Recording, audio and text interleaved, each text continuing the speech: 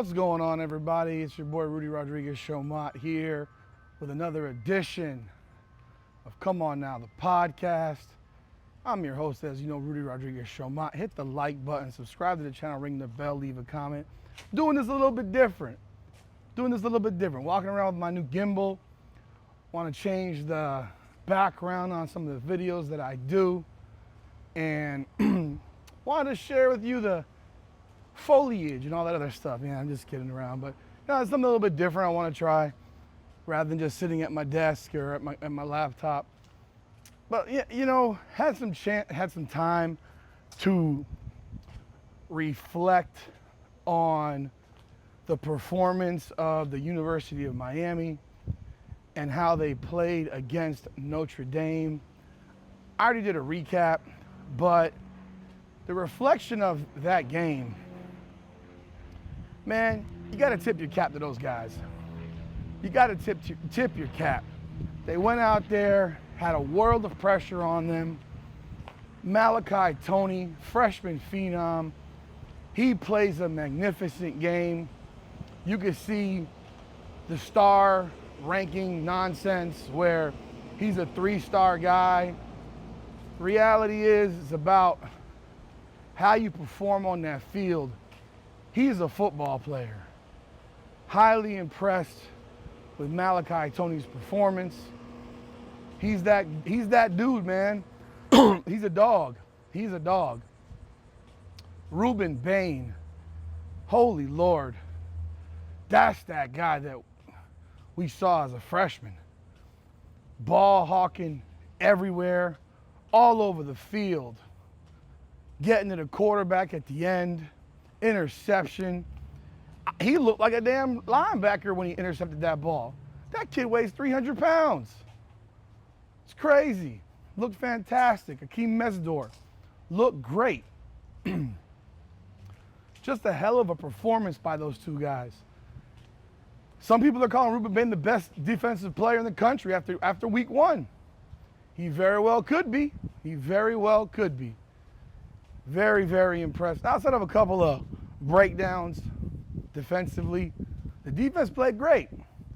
You see Carson Beck clearly seems to have found his love for football again. All the videos that I've seen from people, from the national media talking about, looks like Carson Beck loves football again. They could see his love for football, which I think is fantastic. He was crazy emotional after that game. Crazy emotional.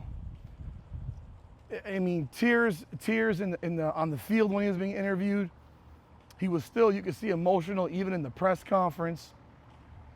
Man has a lot of pressure on him. He was 24-3 at Georgia. You're here at Miami. Everyone knows you're making a boatload of money to play for the Hurricanes. And that's cool. I got no problem with it. But now you got to perform. And I thought he did a really good job. Did a really, really good job. Did he have a dynamic game by any means? No. I think you're going to see those come. This was the first game of the year. And I think that you're going to see a lot of that come. I mean, Notre Dame is a hell of a team. Hell of a defense. And you can't make mistakes there. You can't give the ball away. And he didn't do that. And that actually ended up being the difference in the game. Miami had 2 turnovers, forced 2 turnovers. Notre Dame did not force any turnovers of Miami. Canes protected the ball, which is of critical importance if you want to win games like this against great talent. And Notre Dame has great talent. I do have my message for that podcast. How do you like them unintelligent thugs now? How about those unintelligent thugs? What are your thoughts now? Because the behavior of your players after the game looked more like unintelligent thug behavior, right? But I'm not going to call them that because that's completely inappropriate. There are people that were arguing with me talking about how that wasn't racial. Yes, it was. Anyone with sense knows that was racial. There was nothing not racial about it. Because no one calls white kids thugs. Nobody. No one's walking around calling white kids unintelligent thugs.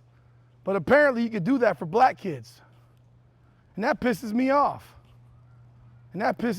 So it's real nice to watch the University of Miami football players put belt to ass to Notre Dame. And you know what? That podcast knows that it fucked up because it deleted all of its content. It might be a newer podcast, I'm not sure, but they deleted everything. And they're apologizing now. Really? It took a fucking rocket scientist to tell you that you shouldn't use the term unintelligent thugs when referring to black football players? Like, stop it.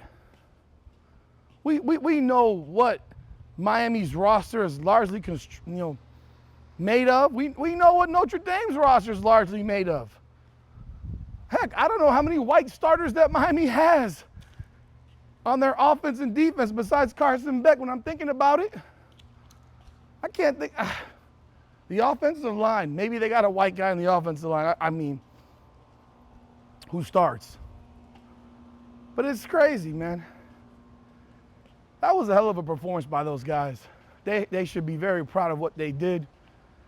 They're creating a new culture in Miami. And I think it's critical for the future. Now, naturally, I think that Miami has to make sure that it does work on development of current young players and not just focus on transfer portal every single year, because that can get dangerous. Because you have a bad transfer portal year, guess what happens? You can look like Florida State did last year and go 2-10. All that said, sorry if I'm going out of focus. All that said, man, that was one hell of a job they did. And I think they did a good job across the board. Even with a couple of burnt timeouts that that Cristobal had in the first half, which still is something that you need to worry about. But all in all, looking at that game again and just reflecting on the performance of C.J. Daniels, that catch he made, that could be a catch of the year. And I know there's some Florida Gator fans out there saying the catch that was made by the Gators, wide receiver, was better. Now, the catch itself, I watched them both. Yeah, I would say probably the Florida kid's catch was maybe a little bit more, oh my God. But I will tell you this, it wasn't bigger. It wasn't in as difficult a situation. You're talking about he's catching the ball against nobody because no one was covering him. And C.J. Daniels catches that ball in between two defenders. If he doesn't get his hand on that ball's intercepted.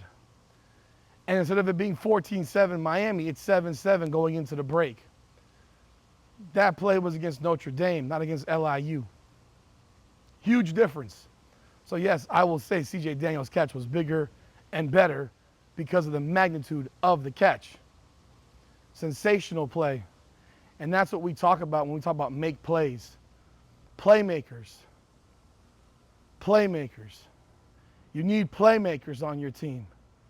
You know, kind of funny, they did a trivia thing in the crowd during the game, because I was at the game, and they asked this guy, who is the player whose nickname is the Playmaker? And this guy had to phone a friend because he had no idea. And he goes to UM. Holy Lord. We are not educating our students on the history of our schools. What is going on? Nonetheless, they got Bethune-Cookman this Saturday at 7. It is a night game. I did read that the band will be there, so that will make it more entertaining. With the band being there for Bethune. Expect to see a lot of players play. Expect to see a lot of points. I think we're going to see Carson Beck really get to open up the offense and get some real practice. I mean, I call it practice reps because it's practice against Bethune, but it gives you a real opportunity to see, you know, what they got in the bag. Because after Bethune, you got South Florida, and Florida State.